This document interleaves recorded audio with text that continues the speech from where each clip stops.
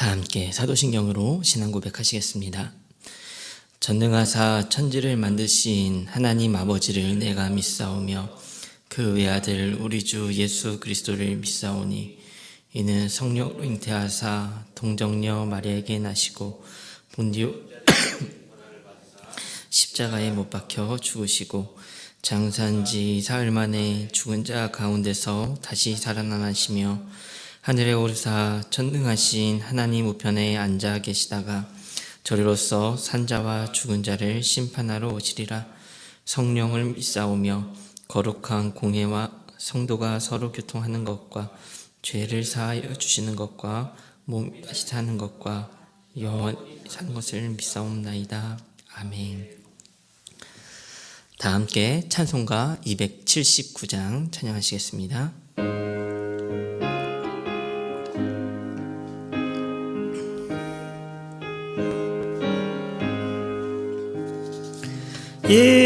인내하신 구세주여 내가 비오니 죄인오라 하실 때에 날 부르소서. 주여 주여 내가 비오니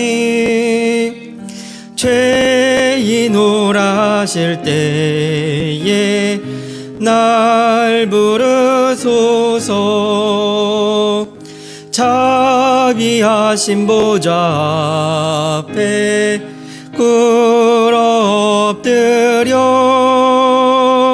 자복하고 회개하니 믿음 주소서.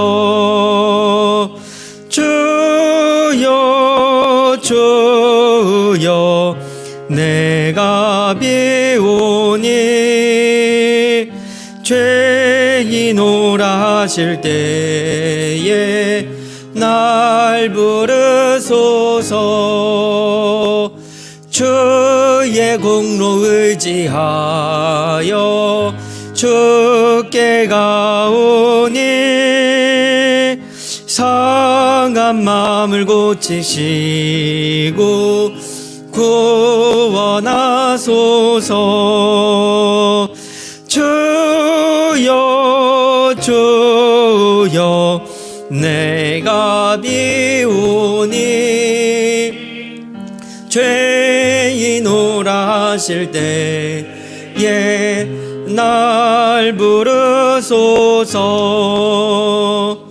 만복 근원 우리 주여 위로하소서. 우리 주와 같은 신이 어디 있을까. 주여 주여 내가 비오니 죄인오라 하실 때에 날 부르소서.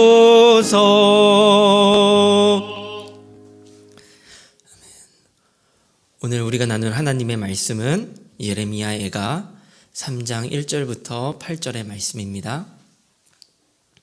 예레미야애가 3장 1절부터 9절의 말씀입니다.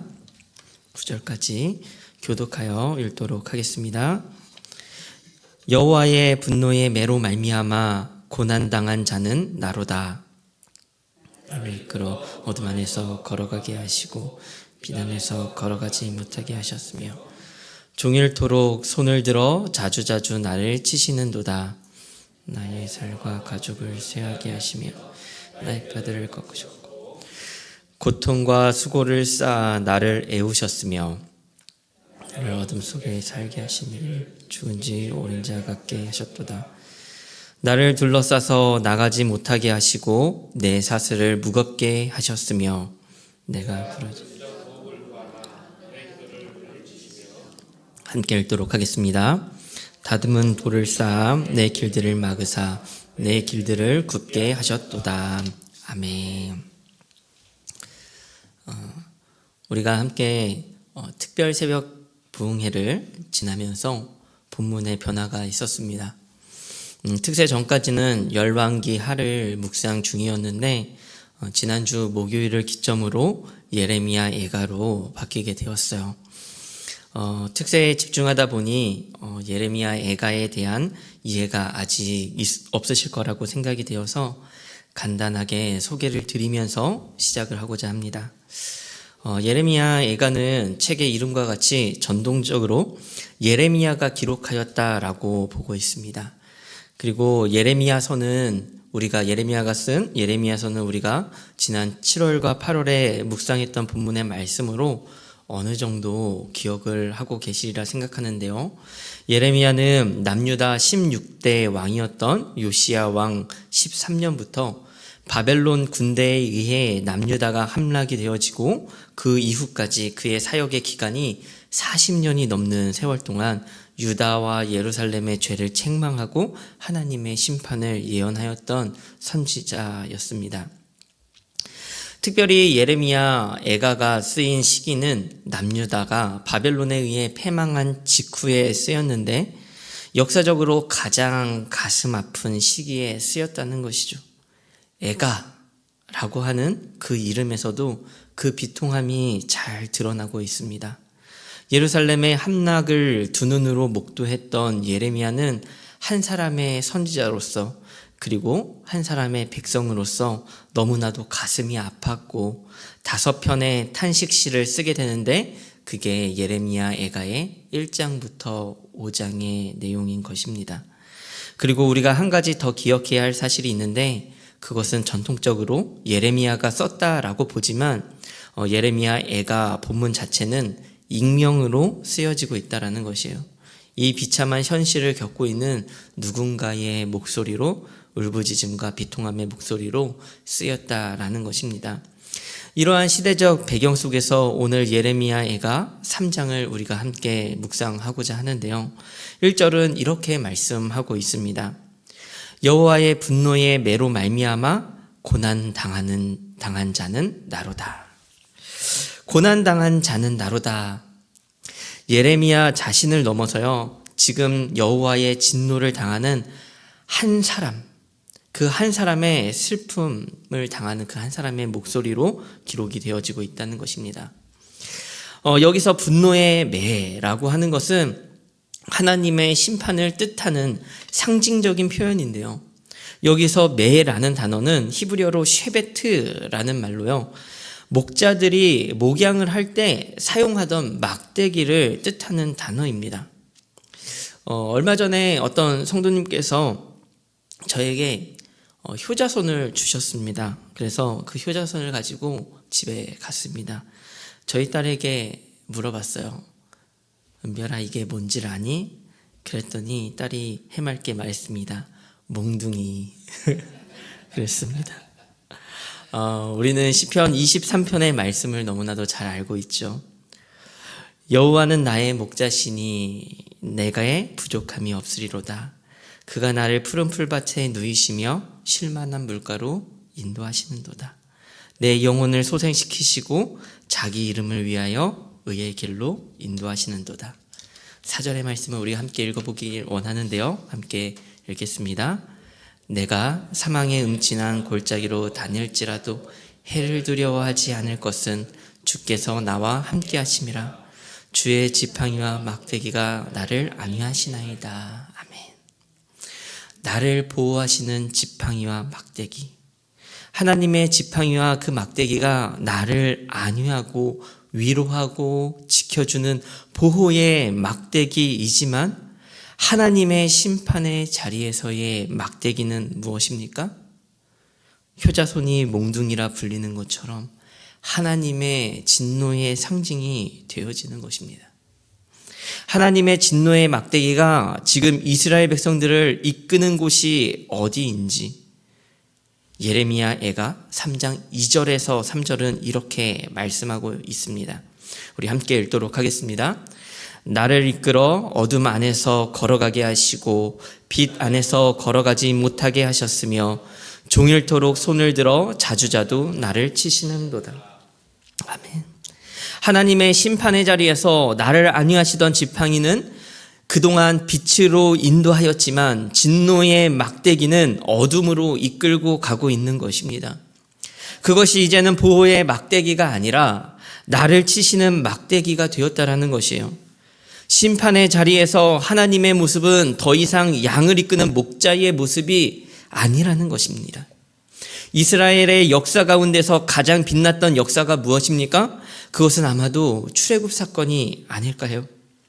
하나님께서 자신의 백성을 보호하고 지키시며 그 백성들을 압제하던 애굽이라는 그 거대한 나라에서 10가지 재앙을 내리셔서 자신의 백성들을 그곳에서 인도하여 내신 놀라운 하나님의 기적, 하나님의 인도하심 아니겠습니까? 밤에는 불기둥으로 낮에는 구름기둥으로 인도하시고 건널 수 없는 홍해바다 앞에서 모세를 통하여서 하나님의 능력의 지팡이를 들 때에 거대한 바다를 가르고 마른 땅을 밟듯이 인도하여 내신 그것이 하나님이 자신의 백성들을 이끄는 목자로 인도의 지팡이로 그 자리에 이끄신 것 아니겠습니까? 그러나 이스라엘 백성들은 지금 역사 가운데서 가장 어두운 역사를 맞이한 것입니다. 하나님을 버리고 하나님의 말씀에 불순종하여서 기다리던 하나님의 모든 인내를 다 소진하여 보호의 지팡이가 진노의 매가 되어서 바벨론에게 패망하게 되어서 수많은 백성들이 죽고 모든 건물들이 무너지며 포로로 잡혀가게 되는 그러한 처참한 현장이 지금 이 순간 벌어지게 된 것이죠. 지금까지 이스라엘이 하나님의 징벌을 많이 받았지만 이토록 처참하지는 않았습니다. 3절까지는 이스라엘을 더 이상 보호하지 않으시고 오히려 진노의 매를 드시는 하나님을 표현하였다면 이제 4절부터는 실제적으로 당하는 고난을 기록하고 있는데요. 4절부터 6절은 이렇게 기록을 하고 있습니다. 나의 살과 가죽을 쇠하게 하시며 나의 뼈들을 꺾으셨고 고통과 수고를 쌓아 나를 애우셨으며 나를 어둠 속에 살게 하시기를 죽은 지 오랜 자 같게 하셨도다. 상상을 해보면 끔찍한 고통의 모습을 기록을 하고 있습니다. 사람이 고생을 많이 하면 빨리 늙는다고 하지 않습니까? 그런데 살과 가죽의 그 외적인 것들이 쇠하여지고 낡아졌다. 뼈가 산산조각 나는 것 같은 고통 가운데서 외모마저 추하게 변하여지고 죽은 지 오랜 것 같이 어떤 소망도 없는 절망적인 상태를 고스란히 보여주고 있는 것입니다. 어떤 소망도 없습니다. 모든 희망이 끊어졌습니다. 죽은 사람과 다를 바 없게 되었습니다. 그런데 당하는 고통이 육적인 고통 그리고 영적인 고통에서 끝나는 것이 아니었어요. 7절에서 9절은 이렇게 기록을 하고 있는데요. 함께 읽도록 하겠습니다. 나를 둘러싸서 나가지 못하게 하시고 내 사슬을 무겁게 하셨으며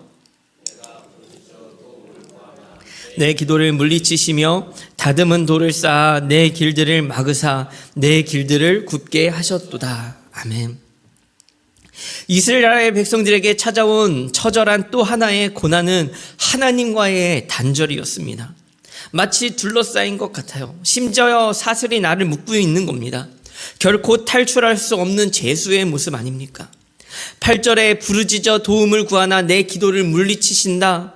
하나님과도 단절된 모습을 보여주고 있는 겁니다. 하나님께서 내 기도를 듣지 않으시는 것이에요. 단순히 내 기도를 듣지 않으시는 정도가 아니라 기도할 수 없게 입을 막으신 것입니다.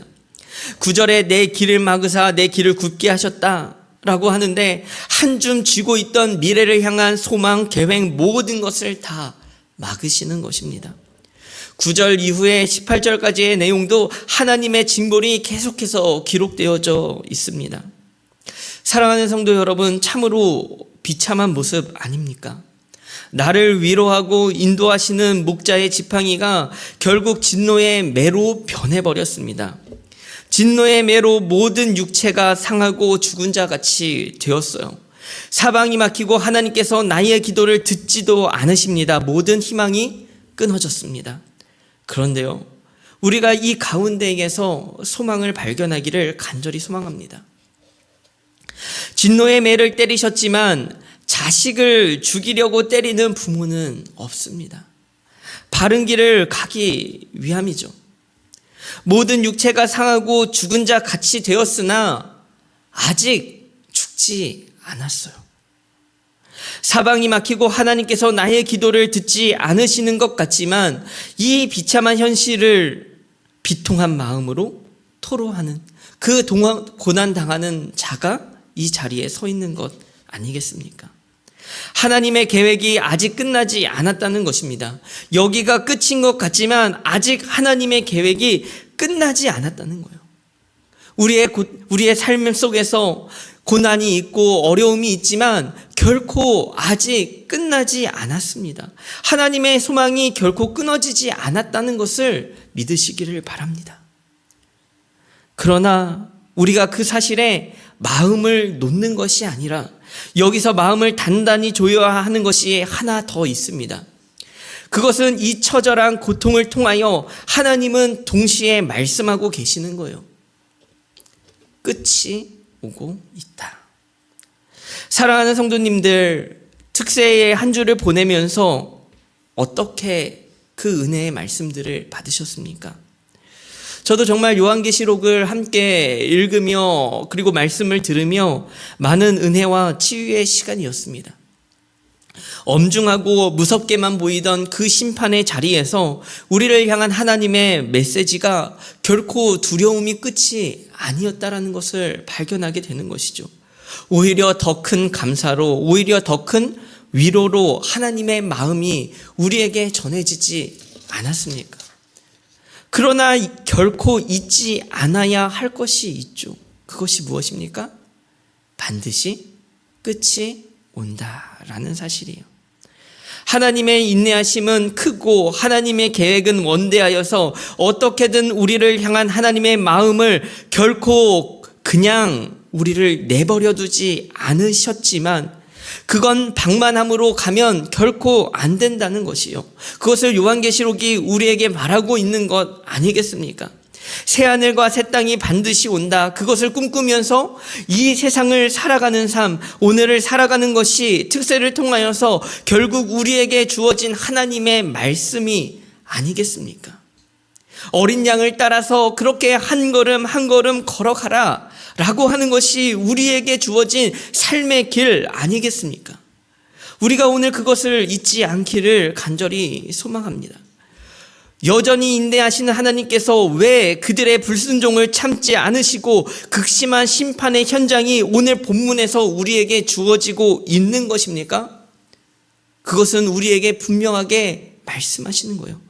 결국 우리에게 현실로 오게 될 그 하나님의 심판을 기억하고 준비하는 자 되어라. 진짜 그리스도인으로 그렇게 살아내어라. 하나님의 인내하심과 하나님의 길이 참으심을 결코 방만하게 받지 말고 결국 하나님께서 주어질, 우리 가운데 주어질 그 심판을 바라보며 하루하루를 살아가라 라는 것이 하나님의 또 하나의 마음 아니겠습니까?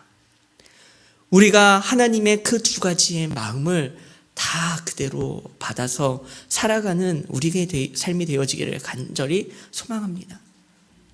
그래서 우리 앞에 어떠한 고난은 있더라도 우리가 죽은 자 같이 되더라도 결코 소망의 끈을 놓지 아니하며 동시에 하나님의 심판을 기억하며 우리의 삶 속에서 하나님을 따르는 그 삶을 끊임없이 유지하며 살아갈 수 있는, 그렇게 끊임없이 어린 양을 따라 살아갈 수 있는 우리의 오늘이 되어지기를 간절히 소망합니다.